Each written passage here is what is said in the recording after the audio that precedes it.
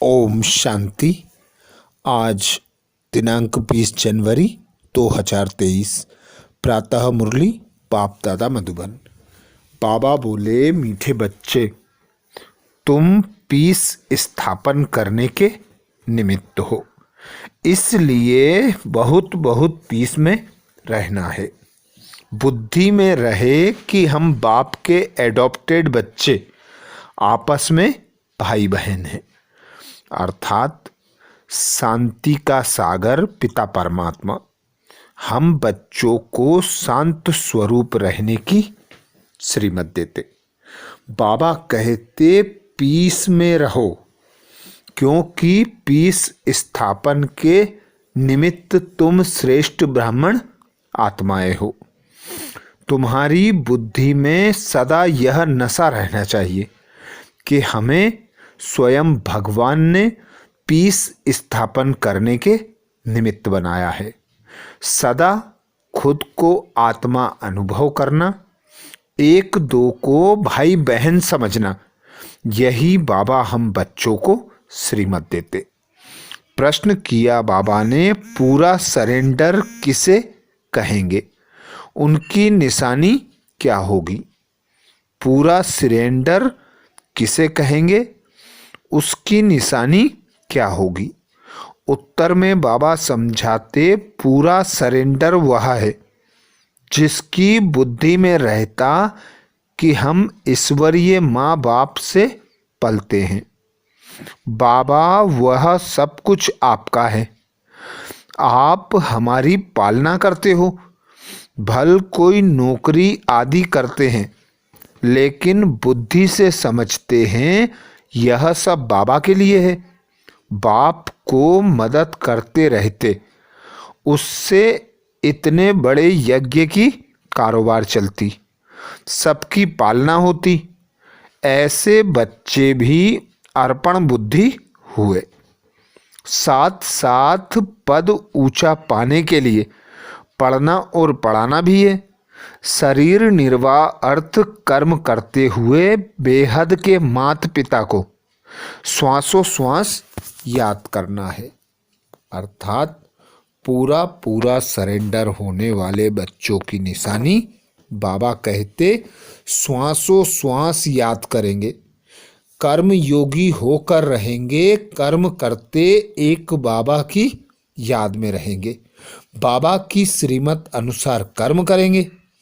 सदा यह स्मृति रखेंगे कि हम शिव भोलानाथ के भंडारे से पलते हैं, खाते हैं, पीते हैं। मात पिता को सदा याद करते रहेंगे।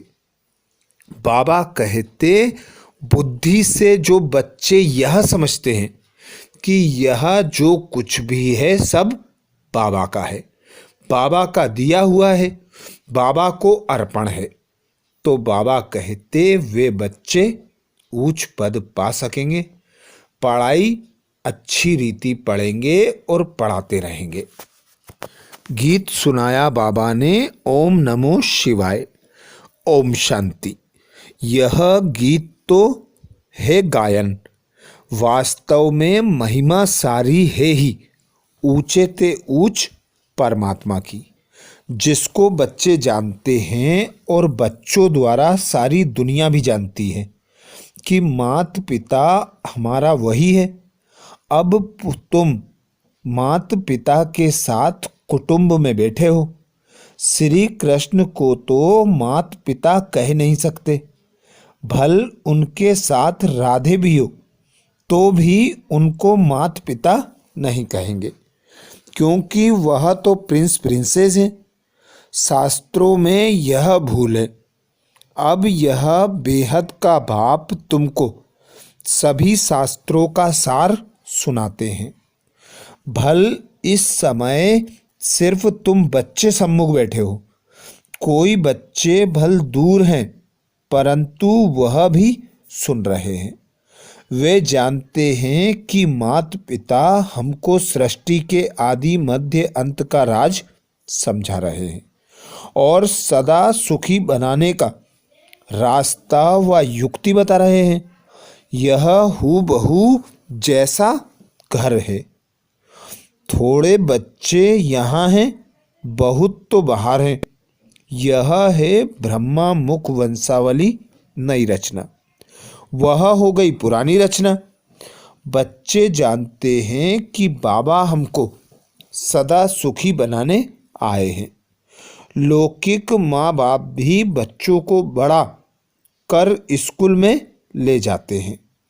यहाँ बेहद का बाप हमको पढ़ा रहे हैं, हमारी पालना भी कर रहे हैं। तुम बच्चों को अब एक के बिगर दूसरा कोई रहा ही नहीं। माँ बाप भी समझते हैं यह हमारे बच्चे हैं।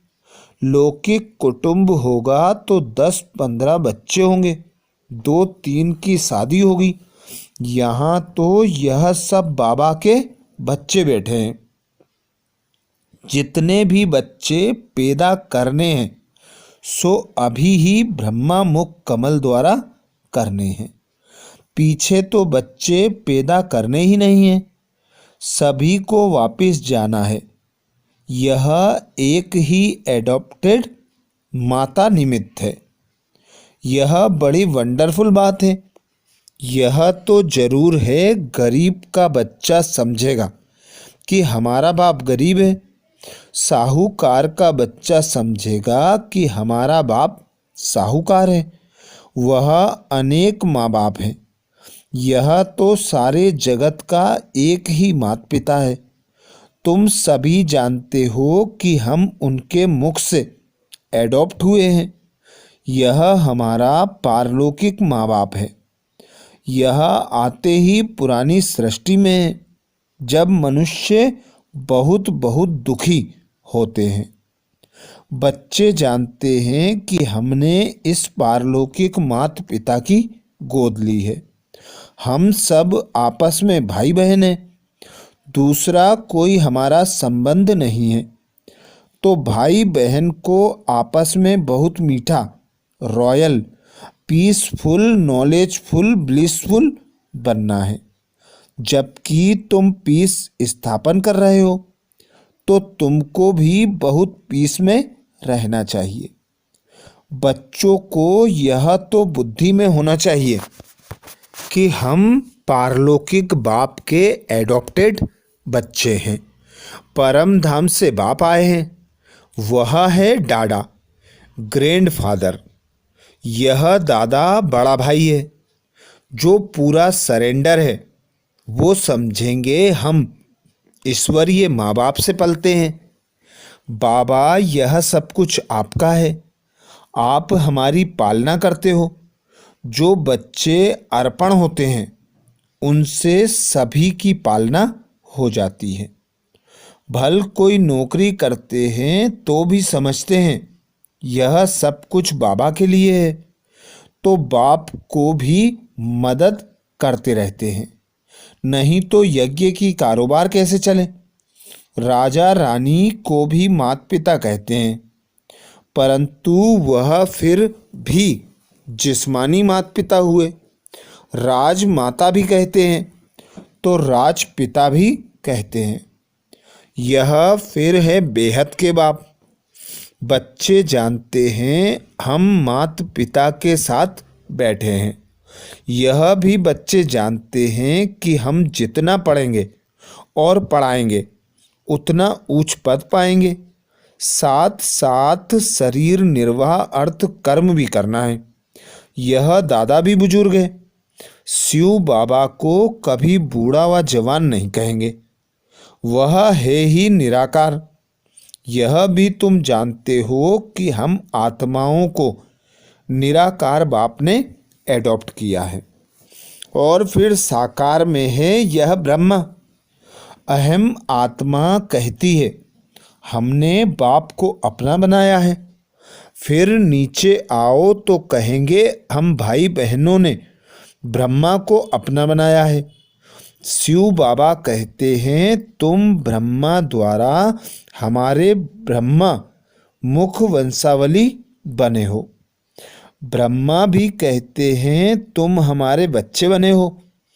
तुम ब्राह्मणों की बुद्धि में श्वासों श्वास यही चलेगा कि यह हमारा बाप है, वह हमारा दादा है। बाप से जास्ती दादे को याद करते हैं। वह मनुष्य तो बाप से झगड़ा आदि करके भी दादे से प्रॉपर्टी लेते हैं। तुमको भी कोशिश करके बाप से भी जास्ती दादा से वर्षा लेना है। बाबा जब पूछते हैं तो सभी कहते हैं हम नारायण को वरेंगे। कोई कोई नए आते हैं, पवित्र नहीं रह सकते तो वह हाथ नहीं उठा सकते। कह देते माया बड़ी प्रबल है। वह तो कह भी नहीं सकते कि हम श्री नारायण को व श्री लक्ष्मी को वरेंगे। देखो, जब बाबा सम्मुख सुनाते हैं तो कितना खुशी का पारा चढ़ता है। बुद्धि को रिफ्रेश किया जाता है तो नशा चढ़ता है। फिर किसी किसी को नशा स्थायी रहता है, किसी किसी में कम हो जाता है। बेहद के बाप को याद करना है, 84 जन्मों को याद करना है और चक्रवर्ती राजाई को भी याद करना है। जो मानने वाले नहीं होंगे उनको याद नहीं करेंगे। बाप दादा समझ जाते हैं कि बाबा बाबा कहते हैं। अंतर्यामी बाप यह हर एक की बुद्धि को समझते हैं। यहाँ शास्त्रों की तो कोई बात ही नहीं। बाप ने आकर राजयोग सिखाया है जिसका नाम गीता रखा है। बाकी तो छोटे मोटे धर्मों वाले सब अपना अपना शास्त्र बना लेते हैं, फिर वह पढ़ते रहते हैं। बाबा शास्त्र नहीं पढ़े हैं। कहते हैं बच्चे, मैं तुमको स्वर्ग का राह बताने आया हूँ। तुम जैसे अशरीरी आए थे वैसे ही तुमको जाना है। देह सहित सब कुछ, बाबा कहते देह सहित सब इन दुखों के कर्म बंधन को छोड़ देना है, क्योंकि देह भी दुख देती है। बीमारी होगी तो क्लास में आ नहीं सकेंगे, तो यह भी देह का बंधन हो गया। इससे बाबा कहते इसमें बुद्धि बड़ी सालिम चाहिए। पहले तो निश्चय चाहिए कि बरोबर बाबा स्वर्ग की रचना करता है। अभी तो है नरक। जब कोई मरता है तो कहते हैं स्वर्ग गया, तो जरूर नरक में था ना। तो तुम्हारी बुद्धि में अच्छी रीति बैठे। हमारा बेहद का माता पिता तो पहले बुद्धि एकदम ऊपर चली जाएगी, फिर कहेंगे इस समय बाबा आबू में हैं। जैसे यात्रा पर जाते हैं तो बद्रीनाथ का मंदिर ऊपर रहता है, पंडे ले जाते हैं। बद्रीनाथ खुद तो ले चलने लिए नहीं आता है। मनुष्य पंडा बनते हैं, वहाँ शिव बाबा खुद आते हैं परम धाम से। हे आत्माएं, बाबा कहते हैं, हे आत्माएं, तुमको यह शरीर छोड़ शिवपुरी चलना है। जहाँ जाना है वह निशाना जरूर याद रहेगा। वह बद्रीनाथ चैतन्य में आकर बच्चों को साथ ले जाएं, ऐसे तो हो नहीं सकता। वह तो यहाँ का रहवासी है। यह परम पिता परमात्मा कहते हैं, मैं परम धाम का रहवासी हूँ, तुमको लेने लिए आया हूँ। श्री कृष्ण तो ऐसे कह न सके। रुद्र शिव बाबा कहते हैं यह रुद्र यज्ञ रचा हुआ है। पिता गीता में भी रुद्र की बात लिखी हुई है। वह रूहानी बाप कहते हैं मुझे याद करो। बाप ऐसी युक्ति से यात्रा सिखलाते हैं जो जब बाबा कहते जो जब विनाश हो तो तुम आत्मा शरीर छोड़ सीधा बाप के पास चले जाएंगे। फिर तो शुद्ध आत्मा को शुद्ध शरीर चाहिए। सो लव होगा जब नई दुनिया नई सृष्टि हो। बाबा कहते सो तब होगा जब नई सृष्टि हो। अभी तो सभी आत्माएं मच्छरों सदृश वापस जाएंगी बाबा के साथ, इसलिए उनको खिवैया भी कहा जाता है। इस विषय सागर से उस पार ले जाते हैं। श्री कृष्ण को खिवैया नहीं कह सकते। बाप ही इस दुख के सागर से सुख के संसार में ले जाते हैं। यही भारत विष्णुपुरी लक्ष्मी नारायण का राज्य था, अब रावणपुरी है।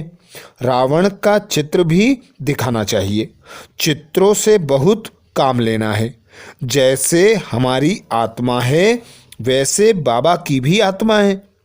सिर्फ हम पहले अज्ञानी थे, अब वह ज्ञान का सागर अज्ञानी उसको कहा जाता है जो रचता और रचना को नहीं जानते हैं। रचता द्वारा जो रचता और रचना को जानते हैं उनको ज्ञानी कहा जाता है। यह ज्ञान तुमको यहाँ मिलता है, सतयुग में नहीं मिलता। वो लोग कहते हैं परम धाम विश्व का मालिक है। मनुष्य उस मालिक को याद करते हैं, परंतु वास्तव में विश्व का अथवा सृष्टि का मालिक तो लक्ष्मी नारायण बनते हैं। निराकार शिव बाबा तो विश्व का मालिक नहीं बनता। तो उन्हों से पूछना पड़े कि वह मालिक निराकार है या साकार। निराकार तो साकार सृष्टि का मालिक हो न सके। वह है ब्रह्मांड का मालिक। वही आकर पतित दुनिया को पावन बनाते हैं। खुद पावन दुनिया का मालिक नहीं बनते। उनका मालिक तो लक्ष्मी नारायण बनते हैं और बनाने वाला है बाप। यह बड़ी गुह्य बातें हैं समझने की। हम आत्मा भी जब ब्रह्म तत्व में रहती हैं तो ब्रह्मांड के मालिक हैं। जैसे राजा रानी कहेंगे हम भारत के मालिक हैं, तो प्रजा भी कहेगी हम मालिक हैं। वहाँ रहते तो है ना। वैसे बाप ब्रह्मांड का मालिक है, हम भी मालिक ही ठहरे। फिर बाबा आकर नई मनुष्य सृष्टि रचते हैं। कहते हैं मुझे इस पर राज्य नहीं करना है, मैं मनुष्य नहीं बनता हूँ, मैं तो यह शरीर भी लोन लेता हूँ। तुमको सृष्टि का मालिक बनाने राजयोग सिखाता हूँ। तुम जितना पुरुषार्थ, बाबा कहते तुम जितना पुरुषार्थ करेंगे उतना पद ऊंचा पाएंगे। इसमें कमी मत करो। टीचर तो सभी को पढ़ाते हैं। अगर इम्तिहान में बहुत पास होते हैं तो टीचर का भी शो होता है, फिर उनको गवर्नमेंट से लिफ्ट मिलती है। यहाँ भी ऐसे है, जितना अच्छा पढ़ेंगे उतना अच्छा पद पाएंगे। माँ बाप भी खुश होंगे। इम्तिहान में पास होते हैं तो मिठाइयाँ बांटते हैं। यहाँ तो तुम रोज़ मिठाइयाँ बांटते हो। फिर जब इम्तिहान में पास हो जाते हो तो सोने, बाबा कहते तो सोने के फूलों की वर्षा होगी। तुम्हारे ऊपर कोई आकाश से फूल नहीं गिरेंगे, परंतु तुम एकदम सोने के महलों के मालिक बन जाएंगे। यह तो कोई की महिमा करने के लिए सोने के फूल बनाकर उन पर डालते हैं। जैसे दरभंगा का राजा बहुत साहूकार था, उनका बच्चा विलायत गया, पार्टी थी, बहुत पैसा खर्च किया, उसने सोने के फूल बनाकर बाबा कहते उसने सोने के फूल बनाकर वर्षा की थी। उस पर बहुत खर्चा हो गया, बहुत नाम हुआ था।